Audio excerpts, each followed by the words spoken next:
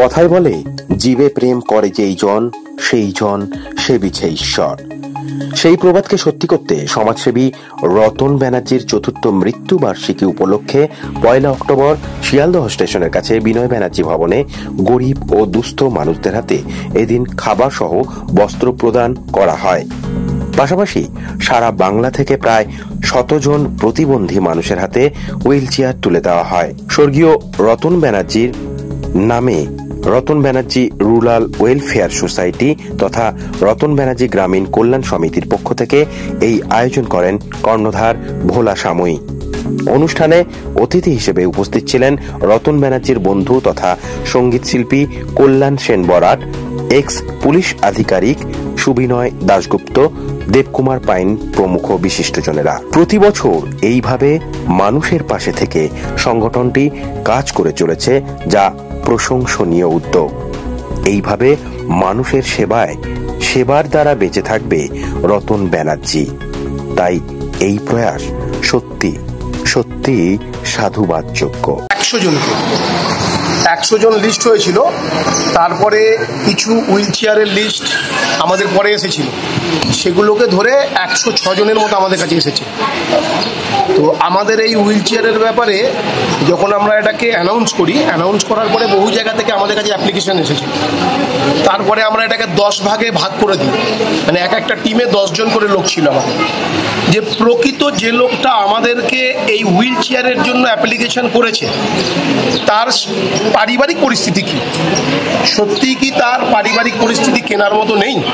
Handicap obviously, but এরকমও পারিবারিক পরিস্থিতি কিছু আমরা পেয়েছি যে হ্যান্ডিক্যাপ আছে সে, কিন্তু তার পরিবারের মধ্যে তারা 10 জনকে কিনে দিতে পারে, সেও লিস্টে নাম দিয়েছে। এই সব লিস্ট কাটছাঁট করে আমাদের 106 জন দাঁড়িয়েছে। 100 জন আমাদের টার্গেট ছিল, 106 জন দাঁড়িয়েছে। সেই 106 জন কাজকে আমাদের হুইল চেয়ার দেওয়া হবে।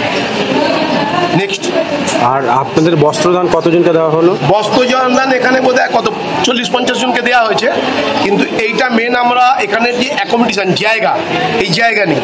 পার্কিংয়ে আমাদের যে রোজ খাওয়ানো হয়, যেখানে আমাদের রোজ খাদ্য খাবার দেওয়া হয়, এদেরকে দেখাশোনা করা হয়, সেই পার্কিংয়ে 4 অক্টোবর পর্যন্ত ডিআরএম আমাদেরকে ওখানে প্রোগ্রাম করতে না করেছে।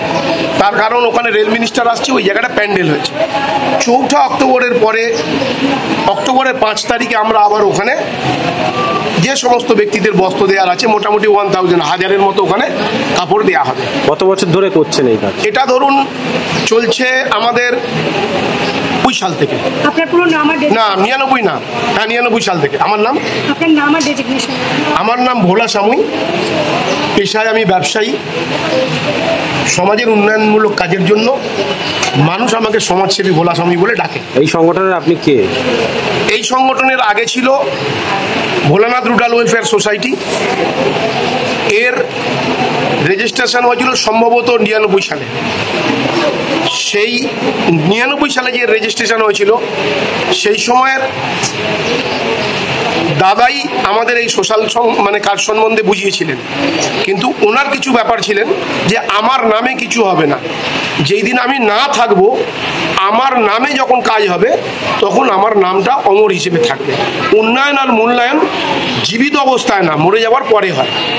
সেই জন্য 2020 1 অক্টোবর ওনার স্বর্গলাভের পরে আমরা আজকে যারা রতন ব্যানার্জি রুরাল ওয়েলফেয়ার সোসাইটির মধ্যে যে মানুষরা রয়েছে, সদস্যরা, সমস্ত লোক মিলে আমরা একটা চিন্তা ভাবনা করে দেখলাম সময় এসেছে ভোলানাথ রুরাল ওয়েলফেয়ার সোসাইটিটা রতন ব্যানার্জি রুরাল ওয়েলফেয়ার সোসাইটির নামে কনভার্ট করার জন্য।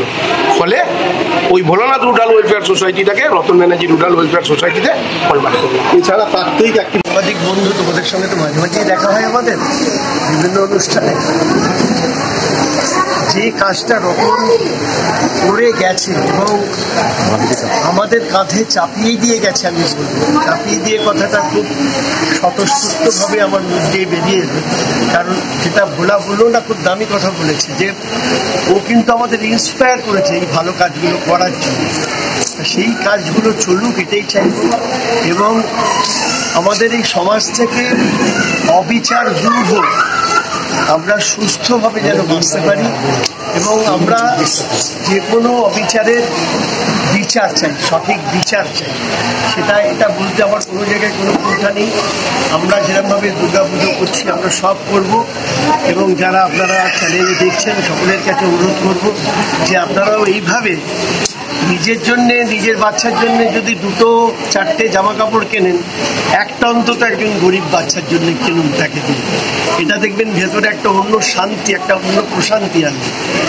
এই জিনিসটাই কিন্তু রতনের কাছে আমাদের শেখার, এবং আমরা একসঙ্গে একটা দীর্ঘদিনের সম্পর্ক। সত্যি বলতে কি এখন আর এখানে আসতে ইচ্ছা, যে ঘটনাগুলো ঘটছে এগুলো যেন আর না ঘটে। মানুষটা আসলে এরা এ ব্যাপারে সবসময় একটু ভিন্নমুখী প্রচেষ্টা রাখে, নানা রকম। এরকম হয়েছে রতন বেঁচে থাকতে একদিনে 10,000 লোক খেয়েছে, এখানে 10,000 লোককে খাওয়ানো হয়েছে। সে দৃশ্য না দেখলে ভোলা যাবে না। তাই এটা ওরা একবার এক এক রকমভাবে ভাবে যে কী করবে। এবার যেভাবে ভেবেছে আমরা সবসময় পাশে থাকি বলতে ওরা না আমাদের পাশে থাকতে বাধ্য। এখানে যারা রতনের ব্যাটনটা হাতে নিয়েছে, যারা এই কাজগুলো করছে, তারা মানবিকভাবে আমাদের বাধ্য করে ওদের পাশে থাকতে, নইলে আমরা কোথায় গিয়ে ভবিষ্যতের কাছে অপরাধী। যখন আমার বয়স 7-8, বাড়ির বাইরে প্রথম পা দিই, তখন থেকেই রতন আমার বন্ধু, এবং তখন থেকেই ওর মধ্যে একটা অর্গানাইজেশন কিছু করব, এই অর্গানাইজেশন ক্যাপাসিটি ওর মধ্যে ছিল। সে আমাদের পুজো আচ্ছা দিয়ে দেখেছি, বিভিন্ন কাজের মধ্যে দিয়ে দেখেছি, যে কোনো কাজে। আর ওর সবচেয়ে যেটা বড় গুণ ছিল, ওর কোনো কাজ না বলে কোনো কথাটা ওর জীবনে লেখা ছিল না। আমি ওকে বলতাম, হ্যাঁ তুই যে বললি, উনি যে এসে বললেন, তুই যে শুনলি কথাটা, এই কাজটা হবে, বলে দাঁড়া না দেখছি। আমি কাউকে হয়তো বলে দিল না, আমি কিন্তু জানি, কিন্তু ও কিন্তু হ্যাঁ হবে, ওটা ঠিক হ্যাঁ হবে, এবং ও সত্যি করে দিত। ওর মনটা যে কি বিরাট ছিল, ওর ভেতরে যদি ঢোকা যেত হাটের মধ্যে, তাহলে বোধহয় সেটা দেখা যেত। আমার নাম দেবকুমার পাই। আপনি ওনার বন্ধু ছিলেন? আমি ওর ছোটবেলাকার বন্ধু। আমি যারা এই জিনিসটার আয়োজন করেছে তাদের ধন্যবাদ জানিয়ে ছোট করেই বলতে চাই, রতনদা আমার যদিও বাল্যকালের বন্ধু বা পরিচিত লোক ছিলেন না, আমি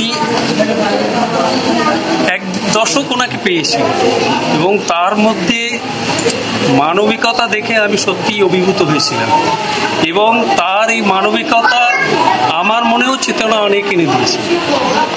আমার নাম সুবিনয় দাশগুপ্ত, আমি কলকাতা পুলিশের একজন retired police officer. Bureau report, প্রিয় চিত্র সাথী নিউজ, কলকাতা।